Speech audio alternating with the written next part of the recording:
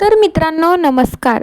सावळ्याची जणू सावली या मालिकेच्या 19 एप्रिलच्या भागामध्ये आपण खरंच खूप छान असा ट्विस्ट बघणार आहोत.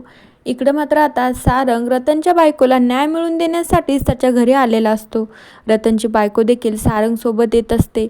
आता लगेचच सारंग रतनच्या बायकोला न्याय मिळवून देतो. आता रतनचं मात्र दुसरं लग्न ठरलेलं असतं. पाहुणे रावणे सगळे आलेले असतात. तर सारंगने रतनच्या बायकोला न्याय मिळवून दिला. त्यानंतर रतनची बायको सारंगचे खूप आभार मानू लागते. सगळे दागिने कपडे वगैरे घेते आणि तिथून ती निघत असते.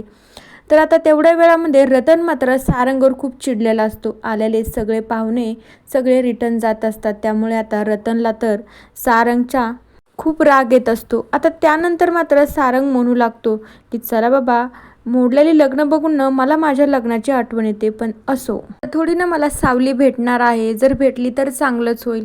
सारंग हे सगळं बोलल्याच्या नंतर मात्र ओवीला घेऊन तिथनं निघत असतो. तेवढ्या वेळामध्ये रतनच्या लग्नासाठी आलेले सगळे पाहुणे लग्न मोडलं म्हणून परत निघलेले असतात.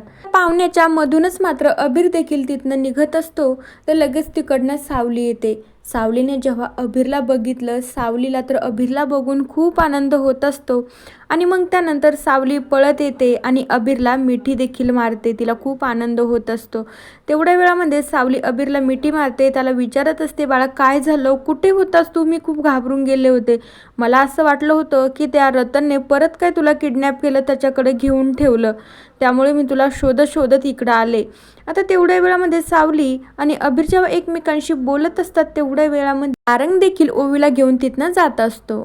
त्यानंतर मात्र लगेच सारंगचं लक्ष सावलीकडे जातं आणि सावली आणि सारंग मात्र त्यांच्यामध्ये झालेला गैरसमज, सगळं काही वादविवाद झालेला सगळं विसरून नवीन संसाराला कशी सुरुवात करता हे मात्र बघण्यासारखं असणार आहे. या सगळ्या ट्विस्टची सुरुवात कशी झाली ते आपण बघूया.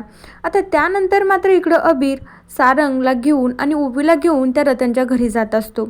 रतनच्या बायकोला सारंगला न्याय मिळवून द्यायचा असतो म्हणून सारंग मात्र रतनकडे गेलेला असतो.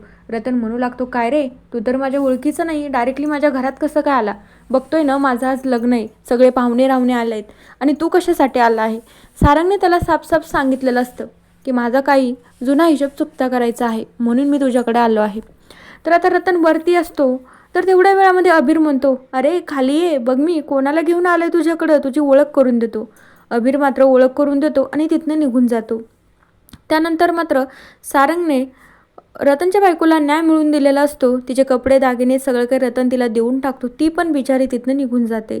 त्यानंतर आता ओवी म्हणू लागते, अरे बाबा तुला माहिती आहे का, या रतन काकानी ना अबीरला पण किडनॅप केलं होतं. त्यानंतर मग सारंगने अबीरची देखील सुटका केलेली असती.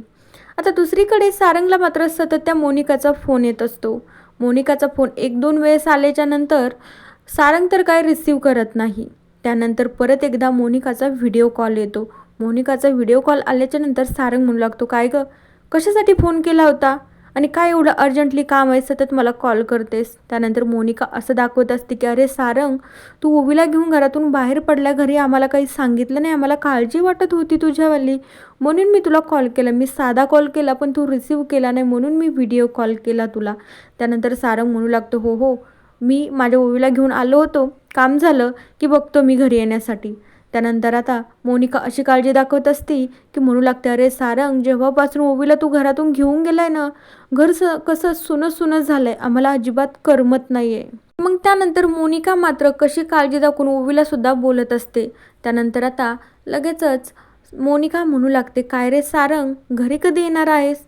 त्यानंतर आता सारंग म्हणू लागतो, हो आजचं काम झालं की रात्रीच्याला घरी येतो. आणि मग सारंग फोन कट करून टाकतो. त्यानंतर तो राजकुमार म्हणू लागतो, काय झाले मोनिका?